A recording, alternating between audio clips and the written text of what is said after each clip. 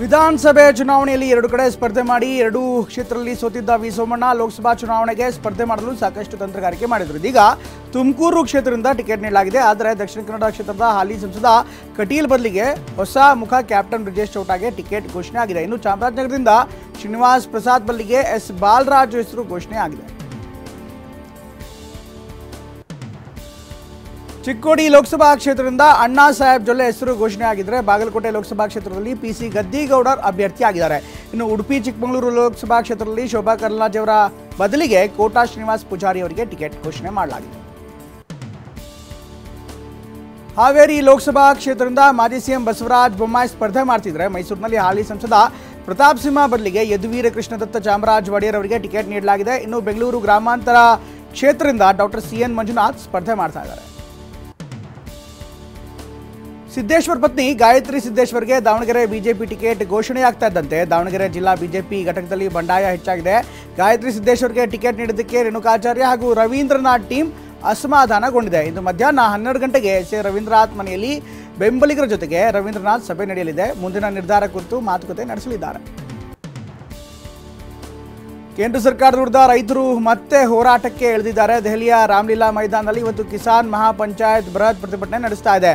ಹರಿಯಾಣ, ಪಂಜಾಬ್, ಉತ್ತರ ಪ್ರದೇಶ ಸೇರಿದಂತೆ ಹಲವು ರಾಜ್ಯದಿಂದ ಅಪಾರ ಸಂಖ್ಯೆಯಲ್ಲಿ ರೈತರು ಆಗಮಿಸಿದ್ದಾರೆ.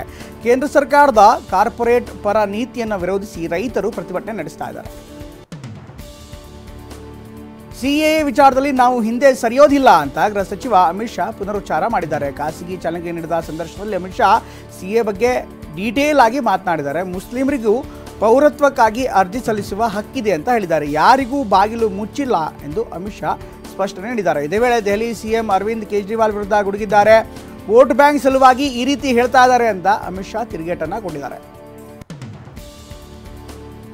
ಯಾದಗಿರಿ ಜಿಲ್ಲೆ ವಡಗೇರ ತಾಲೂಕಿನ ಮನಮುಟ್ಟಿಗಿ ಗ್ರಾಮದಲ್ಲಿ ಹನಿ ನೀರಿಗಾಗಿ ಗ್ರಾಮಸ್ಥರು ಪರದಾಟ ನಡೆಸುವಂತಹ ಪರಿಸ್ಥಿತಿ ಉದ್ಭವವಾಗಿದೆ. ಹಳ್ಳ ಕೊಳ್ಳಗಳ ತಳಭಾಗದಿಂದ ಜನ ನೀರು ತೆಗಿತಾ ಇದ್ದಾರೆ. ಅಶುದ್ಧ ನೀರು ಎಂದು ಗೊತ್ತಿದ್ರೂ ಅನಿವಾರ್ಯವಾಗಿ ನೀರು ಬಳಕೆ ಮಾಡ್ತಾ ಇದ್ದಾರೆ. ಲೋಟ, ಬಟ್ಟಲು, ಬಿಂದಿಗೆಯಿಂದ ನೀರು ತರ್ತಾ ಇದ್ದಾರೆ. 2 ಶುದ್ಧ ಕುಡಿಯುವ ನೀರಿನ ಘಟಕವಿದ್ರೂ ಯಾವುದೇ ಪ್ರಯೋಜನವಾಗಿಲ್ಲ ಎಂದು ಅಸಮಾಧಾನ ಹೊರಹಾಕ್ತಾ ಇದ್ದಾರೆ. ಬೆಂಗಳೂರಿನಲ್ಲಿ ಜಲಕ್ಷಾಮ ಹಿನ್ನೆಲೆಯಲ್ಲಿ ವಿಧಾನಸೌಧದಲ್ಲಿ ನೀರು ಉಳಿಸಿ ಅಭಿಯಾನ ಹಮ್ಮಿಕೊಳ್ಳಲಾಗಿದೆ. ನೀರು ಉಳಿಸಿ ಅಭಿಯಾನಕ್ಕೆ ಡಿಸಿಎಂ ಡಿಕೆ ಶಿವಕುಮಾರ್ ಚಾಲನೆ ನೀಡಲಿದ್ದಾರೆ. ವಿಧಾನಸೌಧದ ಮುಂಭಾಗ ನಡೆಯುವಂತಹ ಕಾರ್ಯಕ್ರಮದಲ್ಲಿ ರಾಜಕೀಯ ನಾಯಕರು ಸಹ ಭಾಗಿಯಾಗಲಿದ್ದಾರೆ. ನಟಿ ರಾಗಿಣಿ ದ್ವಿವೇದಿ ಕಾಲಿಗೆ ಪೆಟ್ಟು ಮಾಡಿಕೊಂಡಿದ್ದಾರೆ. ಬೆಂಗಳೂರು ಸ್ಟುಡಿಯೋಸ್ನಲ್ಲಿ ಚಿತ್ರೀಕರಣದಲ್ಲಿದ್ದ ವೇಳೆ ಘಟನೆ ನಡೆದಿದೆ. ಮದನಿಕೆ ಅನ್ನೋ ಸಿನಿಮಾ ಶೂಟಿಂಗ್ ವೇಳೆ ಪೆಟ್ಟಾಗಿದೆ ಅಂತ ಹೇಳಲಾಗ್ತದೆ. ಈ ಚಿತ್ರದಲ್ಲಿ ನಟಿ ರಾಗಿಣಿ ದ್ವಿವೇದಿ ಪ್ರಮುಖ ಪಾತ್ರದಲ್ಲಿ ನಟಿಸ್ತಾ ಇದ್ದು ಕನ್ನಡ ಹಾಗೂ ತೆಲುಗು ಭಾಷೆಗಳಲ್ಲಿ ನಿರ್ಮಾಣವಾಗ್ತಾ ಇದೆ. ಗಂಭೀರ ಸಮಸ್ಯೆ ಏನೂ ಇಲ್ಲ ಎಂದು ವೈದ್ಯರು ಈಗ ಸೂಚನೆ ಕೊಟ್ಟಿದ್ದಾರೆ. 1 ವಾರ ವಿಶ್ರಾಂತಿಗೆ ಸೂಚನೆ ನೀಡಲಾಗಿದೆ. ಕೋಲಾರದಲ್ಲಿ ಪಟ್ಟಾಭಿರಾಮನ್ ಬಡಾವಣೆಯಲ್ಲಿ ಚಾಲಕಿ ಕಳ್ಳರು ಮೋಟಾರ್ ಪಂಪ್ ಅನ್ನು ಹೊತ್ತೊಯ್ದಿದ್ದಾರೆ. ಗಂಗರಾಜು ಎಂಬುವರು ಮನೆಯಲ್ಲಿದ್ದ ಮೋಟಾರ್ ಪಂಪ್ ಕಳ್ಳತನ ಮಾಡಿ ಖದೀಮರು ಎಸ್ಕೇಪ್ ಆಗಿದ್ದಾರೆ. ಕಳ್ಳರ ಕೈ ಚಳಕ ವಿಡಿಯೋ ಸಿಸಿಟಿವಿಯಲ್ಲಿ ಸೆರೆಯಾಗಿದೆ. ರಷ್ಯಾ ಅಧ್ಯಕ್ಷ ವ್ಲಾಡಿಮಿರ್ ಪುಟಿನ್ ಅಮೆರಿಕಕ್ಕೆ ನೇರವಾಗಿ ಎಚ್ಚರಿಕೆಯ ಸಂದೇಶವನ್ನು ರವಾನೆ ಮಾಡಿದ್ದಾರೆ. ರಷ್ಯಾ ಭೂಪ್ರದೇಶದಲ್ಲಿ ಅಥವಾ ಉಕ್ರೇನ್ಗೆ ಅಮೆರಿಕದ ಸೈನ್ಯವನ್ನು ನಿಯೋಜನೆ ಮಾಡಿದ್ದೇ ಆದಲ್ಲಿ ರಷ್ಯಾ ಪರಮಾಣು ಯುದ್ಧಕ್ಕೆ ರೆಡಿ ಎನ್ನುವಂಥ ಎಚ್ಚರಿಕೆಯನ್ನು ನೀಡಿದೆ. ಪಶ್ಚಿಮ ಬಂಗಾಳದಲ್ಲಿ ಬೆಳ್ಳಂಬೆಳಗ್ಗೆ ಇಡಿ ದಾಳಿ ಮಾಡಿದೆ. ವಿವಾದಿತ ಸ್ಥಳ ಸಂದೇಶ್ ಖಾಲಿಯಲ್ಲಿ ಭೂ ಹಗರಣ ಪ್ರಕರಣದಲ್ಲಿ ಇಡಿ ರೇಡ್ ನಡೆಸಿದೆ. ಅಮಾನತುಗೊಳಗಾದಂಥ ಶೇಖ್ ಸೆಹಜಾನ್ ಸಂಬಂಧಪಟ್ಟಂಥ ನಿವಾಸಗಳ ಮೇಲೆ ಇಡಿ ದಾಳಿ ಮಾಡಿ ಪರಿಶೀಲನೆ ನಡೆಸ್ತಾ ಇದೆ. ಷೇರು ಮಾರುಕಟ್ಟೆಯಲ್ಲಿ ಅದಾನಿ ಕಂಪನಿಗಳಿಗೆ ಭಾರೀ ಆಘಾತ ಎದುರಾಗಿದೆ. ನಿನ್ನೆ ದಿನದ ಅಂತ್ಯಕ್ಕೆ ಅದಾನಿ ಗ್ರೂಪ್ ಬರೋಬ್ಬರಿ 1,10,000 ಕೋಟಿಯಷ್ಟು ನಷ್ಟ ಉಂಟಾಗಿದೆ. ಈ ಮೂಲಕ 15,80,000 ಕೋಟಿ ಇದ್ದ ಬಂಡವಾಳ 14,70,000 ಕೋಟಿಗೆ ಇಳಿದಿದೆ. ಅದರಲ್ಲೂ ಅದಾನಿ ಗ್ಯಾಸ್ ಶೇರ್ಗಳಲ್ಲಿ ಭಾರೀ ಕುಸಿತ ಕಂಡಿದೆ. ಅಲ್ಲದೆ ಅದಾನಿ ಎನರ್ಜಿ, ಅದಾನಿ ಎಂಟರ್ಪ್ರೈಸಸ್ ಶೇರ್ಗಳು ಅತಿ ಹೆಚ್ಚು ನಷ್ಟ ಉಂಟಾಗಿದೆ. ಕಳೆದ ವರ್ಷ ಹಿಡನ್ಬರ್ಗ್ ವರದಿಯಿಂದಾಗಿ ಅದಾನಿ ಗ್ರೂಪ್ ಶೇರುಗಳು ಪಾತಾಳಕ್ಕೆ ಇಳಿದಿದ್ದು. ಒಂದು ದೇಶ ಒಂದು ಚುನಾವಣೆ ಸಮಿತಿಯನ್ನು ಇಂದು ಕೇಂದ್ರ ಸರ್ಕಾರಕ್ಕೆ ಇನ್ಫ್ಯಾಕ್ಟ್ ಆ ಸಮಿತಿ ವರದಿ ಕೇಂದ್ರ ಸರ್ಕಾರಕ್ಕೆ ಸಲ್ಲಿಸಲಿದೆ.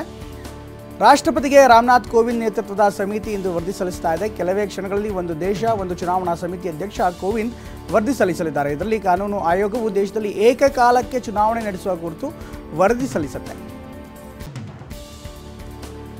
ಗುಜರಾತ್ನ ವಡೋದರಾದಲ್ಲಿ ಬಿಜೆಪಿ ರಾಜ್ಯ ಅಧ್ಯಕ್ಷ ಸಿ.ಆರ್. ಪಾಟೀಲ್ ನೂತನ ಬಿಜೆಪಿ ಕಚೇರಿ ಉದ್ಘಾಟಿಸಿದರು. ಈ ವೇಳೆ ಸ್ವಪಕ್ಷದ ಮುಖಂಡರೇ ಆಕ್ರೋಶ ಹೊರಹಾಕಿದ್ದಾರೆ. ಪಂಚಾಯಿತಿ ವ್ಯಾಪ್ತಿಯಲ್ಲಿ ಒಂದು ಶಾಲಾ ಕಟ್ಟಡ ಇಲ್ಲ ಎಂದು ಸರ್ಪಂಚ್ ಅಸಮಾಧಾನ ಹೊರಹಾಕಿದ್ದಾರೆ. ಸರ್ಪಂಚ್ ಮಾತಿನಿಂದ ರಾಜ್ಯಾಧ್ಯಕ್ಷರು ಒಂದು ಕ್ಷಣ ಮುಜುಗರಕ್ಕೆ ಒಳಗಾದರೂ ಬಹಿರಂಗ ಕಾರ್ಯಕ್ರಮದಲ್ಲಿ ಮಾತನಾಡಿರುವಂಥ ವಿಡಿಯೋ ಜಾಲತಾಣಗಳಲ್ಲಿ ಈಗ ವೈರಲ್ ಆಗ್ತಾ ಇದೆ.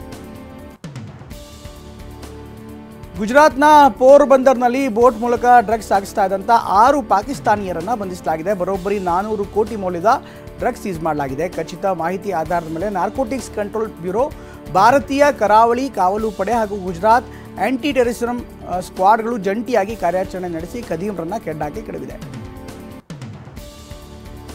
ಕಾಲಿವುಡ್ನ ಜನಪ್ರಿಯ ನಟಿ ವರಲಕ್ಷ್ಮಿ ಶರತ್ ಕುಮಾರ್ಗೆ ಎನ್ಐಎ ನೋಟಿಸ್ ಜಾರಿ ಮಾಡಿದೆ. ಡ್ರಗ್ಸ್ ಪ್ರಕರಣದಲ್ಲಿ ಭಾಗಿಯಾಗಿರುವ ಆಕೆಯ ಮಾಜಿ ಆಪ್ತ ಸಹಾಯಕನನ್ನು ವಿಚಾರಣೆಗೆ ಒಳಪಡಿಸಲು ಕೊಚ್ಚಿಯ ಕಚೇರಿಗೆ ಹಾಜರಾಗುವಂತೆ ಆಕೆಗೆ ಆದೇಶ ನೀಡಲಾಗಿತ್ತು.